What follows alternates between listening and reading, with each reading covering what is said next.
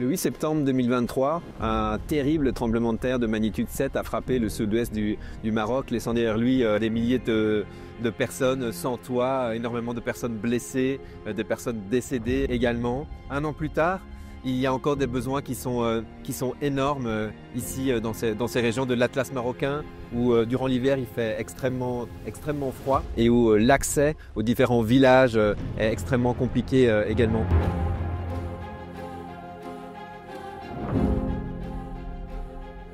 والليله فاش داز الزلزال واحد الليله اللي هي عاشوا فيها الناس رعب وديك الساعات انا ذاك ما كنتش في الدوار ربما الاتصال ديال الوالديه كنت كنهضر معاهم ابيل فيديو تقطع صافي قلت واش ماتوا واش بقاو في الحياه. انا براسي دابا فقدت الامل في الحياه دابا غير كنسمع شي كاميو او شي رموك داز في شي بلاصه كنقول صافي راه رجعت ثاني الليله ديال الزلزال وعشت انايا كفاعل جمعوي في المنطقه ما عشت غير الظروف ديال هذا الدور وانما عشت ديال الدواوير كامله تقريبا ديال تيزينتاس ما كنا كنعسوا ما كناش كناكلوا الماكله ما بقيناش كناكلوا.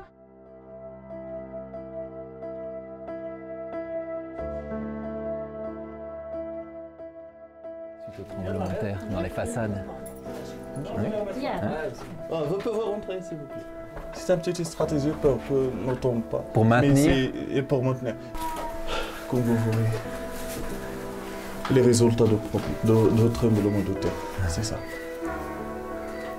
De la maison, elles sont plus utilisées, on peut plus rien. C'est une seule maison, mais ils ne sont pas encore bénéficiés. Une seule maison et on peut plus du tout évidemment habiter dans ces. Et maintenant, du coup, ils habitent où?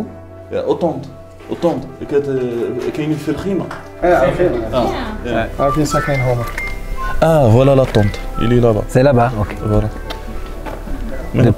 Depuis 1 an et demi quoi, ils sont là. Ouais. Le salon. C'est le salon, ah ouais, le salon. Et il y a ça tombe encore ici, ouais. Toujours. Ça casse encore, ouais. ديما كيطيح عليكم هنايا. Ouais. Mais si ils ont dit que ce matin il a un petit tremblement. Des petites secousses encore. تحركت اليوم شويه Il m'a dit le moment de le tremblement de terre, ils sont en train de voir la télévision ici, ils ont fouillé.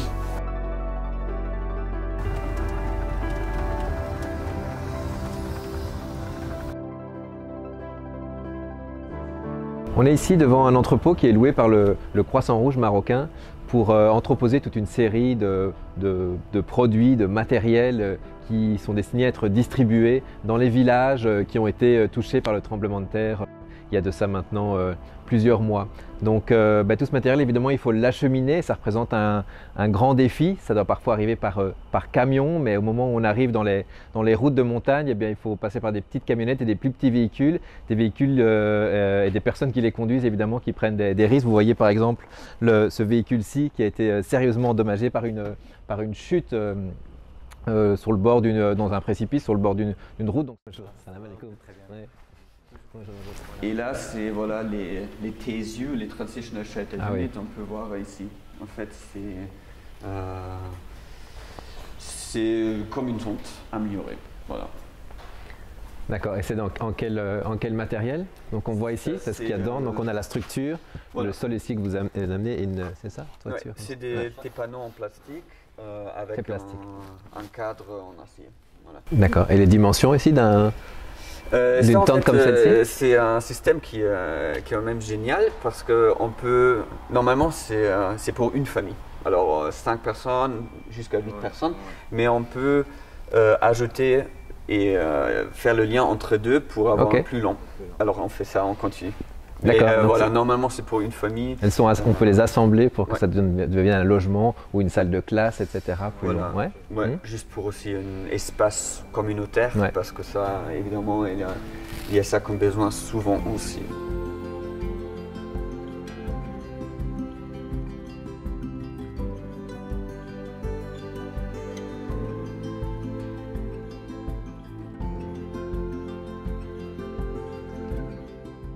Ce terrain, il n'était pas comme ça, c'est ça à la base? Exactement, à la base c'était un terrain un peu accidenté.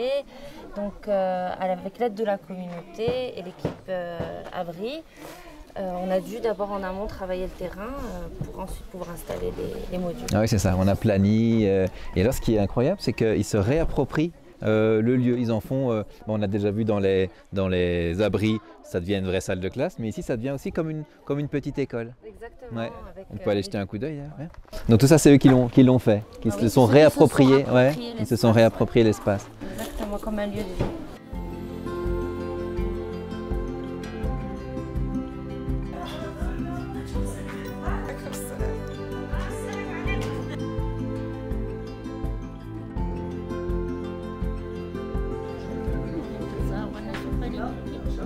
الغذائية الماكلة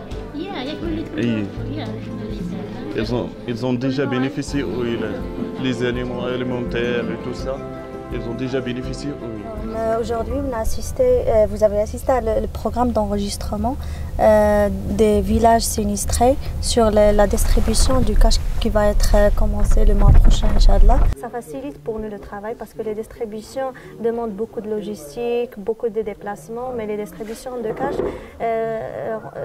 sont aussi plus flexibles pour les gens des villages pour voir les besoins initiaux. Par exemple, il y a des gens qui sont malades, alors avec cet argent-là, peuvent acheter des médicaments, c'est plus important pour eux.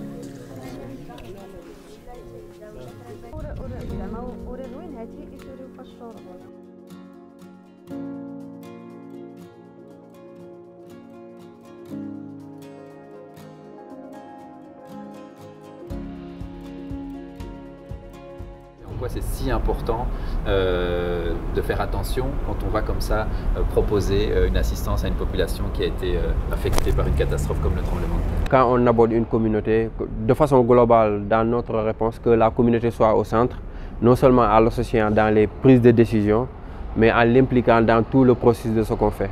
Nous, on va juste venir, leur expliquer qu'est-ce qu'on veut faire, discuter avec eux, être transparent sur les informations qu'on va collecter.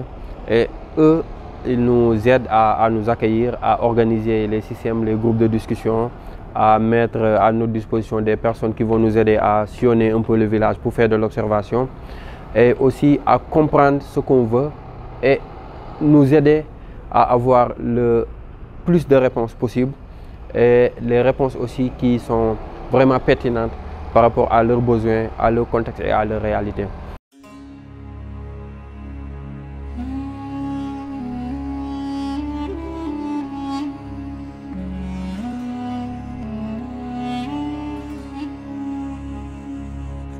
L'hiver arrive, on est même dedans. Aujourd'hui, il y a encore un beau soleil, mais les nuits sont extrêmement froides. Elles pourront l'être encore plus dans les semaines à venir.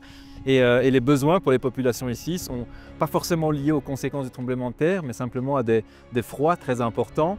Et la plupart des personnes qui habitent dans ces villages sont encore aujourd'hui dans ces fameuses tentes qui ont pu être amenées. Mais au-delà de ça, au-delà de la crise, les conditions de vie des populations ici restent préoccupantes. La vulnérabilité est importante. Et évidemment, au niveau psychologique, il y a également des impacts. Les personnes doivent à présent reconstruire non seulement leur habitation, mais également leur vie.